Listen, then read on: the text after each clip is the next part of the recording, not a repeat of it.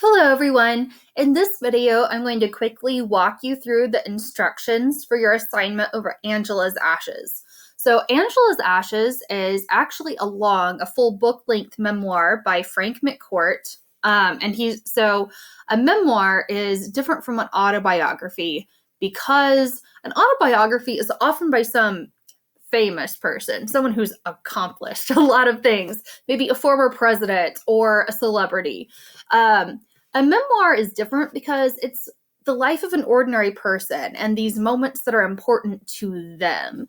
It almost reads like fiction, kind of like The House on Mango Street was a coming-of-age novel. A lot of times memoirs do a similar thing. It's like a character's journey or moments that really impacted their life, those formative experiences like we talked about with The House on Mango Street. So here's what you're going to do as you read this. First off, I've included a few portions from the textbook that are not the main story because these are going to give you some background information. Those have green squares around them. You can see on this page and this page. Read those because those are going to provide you some background. So next, of course, you're going to read the whole chapter, from this memoir, Angela's Ashes. It's all about the time that the narrator/author spends in the hospital when he has typhoid. So typhoid used to be a major thing. There were epidemics of typhoid and people had to be quarantined. So I'm sure we can all relate to that right now. As you're reading, please make at least 2 comments about details that stand out to you.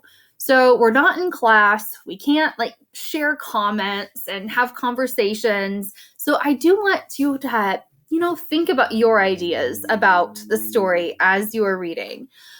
So to make a comment, let's say I wanted to make a comment right on this page. I would go to my comment tool right here. It looks like a little conversation bubble. This is how I make a text comment. Go ahead and do text comments. You can do that. And then you highlight what you want to comment on.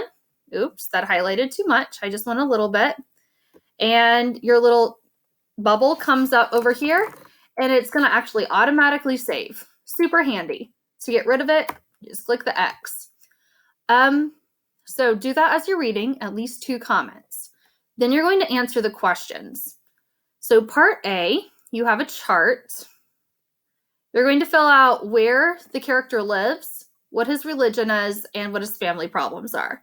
Now, I do have places marked that would help you infer that, but I'm just going to tell you right now, the character lives in Ireland. So that's going to influence him. Think about what the characters maybe say about the English. And he brings that up on multiple times, just the characters' opinions about the English. And that's because they're Irish. So that's what you would write and how it affected him. His religion, he's Catholic. It does mention them giving him extreme unction because they think he's going to die. It's like last rites when you think someone's about to die. So that might be something you write down. Also, the hospital is run by nuns. And so what are some of the nuns' ideas about how the children should behave while they're in the hospital? Think about that, and that'll help you with this column here. And then the family problems, it says this in the background information, but his family's poor. They have to rely on charity. So again, there are some sections that talk about what his family can afford or, being glad his dad has a job. So find those sections and give some specific details over here.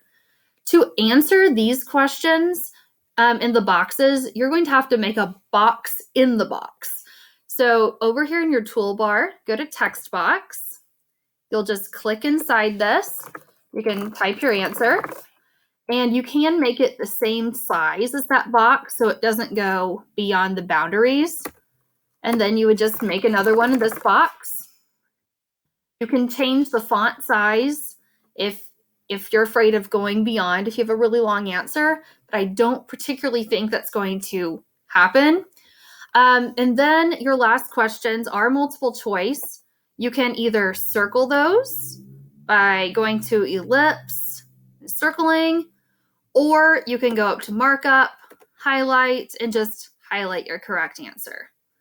All right, that's it for now, and you can ask me if you have any questions.